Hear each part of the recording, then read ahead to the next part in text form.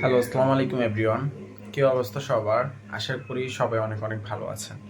আজকের এই ভিডিওতে ইতালি ভিসা নিয়ে খুবই গুরুত্বপূর্ণ দুইটা বিষয় আলোচনা করব। প্রথম বিষয় হচ্ছে যারা নতুন করে আবেদন করতে চাচ্ছে তাদের বিষয় নিয়ে, এবং দ্বিতীয় বিষয় হচ্ছে যারা ইতিমধ্যে আবেদন করেছে আপনাদের ভিসা পেতে হলে, নুলস্তা পেতে হলে কি করণীয় রয়েছে, কিভাবে আপনারা দ্রুত নুলস্তাটা পাবেন সেই বিষয় সম্পর্কে আজকের এই ভিডিওতে বিস্তারিত আলোচনা করা হবে।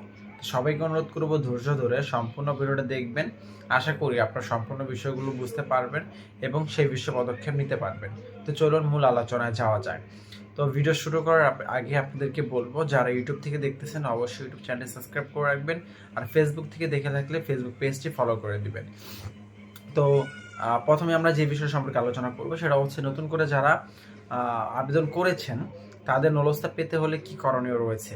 দেখেন, নুলস্তা পাওয়ার জন্য মূলত সবচেয়ে ভালো যে মাধ্যম বা সবচেয়ে ভালো যে উপায় রয়েছে সেটা হচ্ছে আপনার যে মালিক বা যার মাধ্যমে আপনি আবেদন করেছেন তার সাথে ভালো কমিউনিকেশন ঠিক রাখা, এবং এর পাশাপাশি মালিককে বারবার আপনাকে মনে করে দিতে হবে এবং তাকে হচ্ছে এই বিষয়টা সম্পর্কে অবগত রাখতে হবে যে সকল ডকুমেন্ট যাতে সঠিকভাবে সে সাবমিট করে বা যাতে মেইল চেক দেয়। অনেকেরই দেখা যাচ্ছে বা অনেকেরই বর্তমান সময় অনেক মালিকের কাছে মেইল করা হচ্ছে বা পেক পাঠানো হচ্ছে যে তাদের ডকুমেন্ট যেটা রয়েছে সেটা হয়তো বা ভ্যালিডিটি শেষ হয়ে গেছে কিংবা কোনো একটা ডকুমেন্ট মিসিং রয়েছে, হয়তো বা তাদেরকে সেইগুলো পাঠাতে বলতেছে। দেখা যাচ্ছে অনেকে আলেজও সাবমিট করেনি, অনেকে বিভিন্ন ডকুমেন্ট সাবমিট করেনি, তো সেক্ষেত্রে বারবার কেউ তাদেরকে সেই মেসেজগুলো পাঠানো হচ্ছে বা মেল পাঠানো হচ্ছে। তো অবশ্যই মালিককে সেটাকে অবশ্যই সেই মেল চেক দিতে হবে, এবং যদি কোনো ডকুমেন্ট মিসিং থাকে সেটাকে সাবমিট করতে হবে, আলেজও সঠিকভাবে সাবমিট করতে হবে, ভ্যালিডিটি সহকারে সকল ডকুমেন্ট দিতে হবে। তাহলে আপনার নুলস্তা ওঠার চান্স অনেকাংশে বেড়ে যাবে। আর যাদের মালিকের কাছে মেল করা হয়নি বা প্যাক পাঠানো হয়নি তাদেরও একই করতে হবে, তাদেরকে নিজ দায়িত্বে সকল হচ্ছে যে ডকুমেন্টগুলো রয়েছে সেগুলো সঠিকভাবে যাচাই বাছাই করতে হবে, এবং পাশাপাশি সকল ডকুমেন্ট ঠিক আছে কিনা সেই বিষয়টি মাথায় রাখতে হবে। হ্যাঁ, এবং সব কিছু যাচাই বাছাই করে সকল ডকুমেন্ট ঠিকঠাক রেখে তারপরেই থাকতে হবে। তাহলে অবশ্যই আপনার নুলস্তাটি ঠিক থাকবে।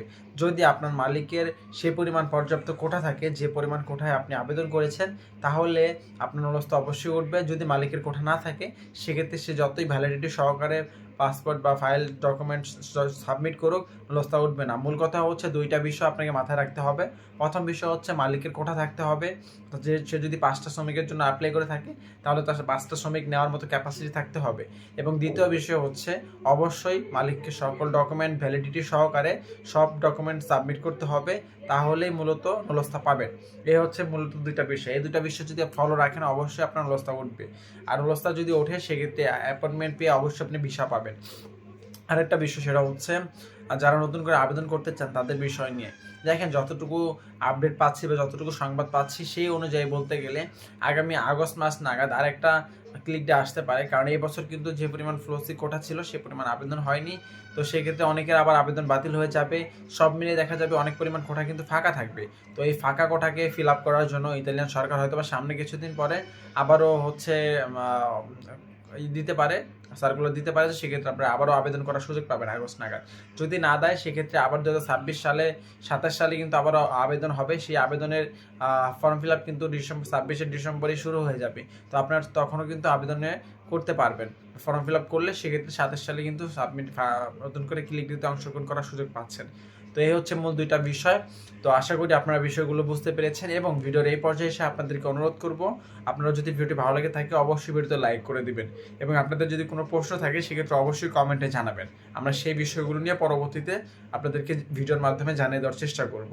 তো ধন্যবাদ সবাইকে, ভিডিওটা বড় করব না।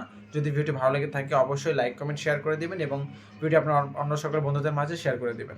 আসসালামু আলাইকুম, দেখা হবে পরবর্তী কোনো ভিডিওতে।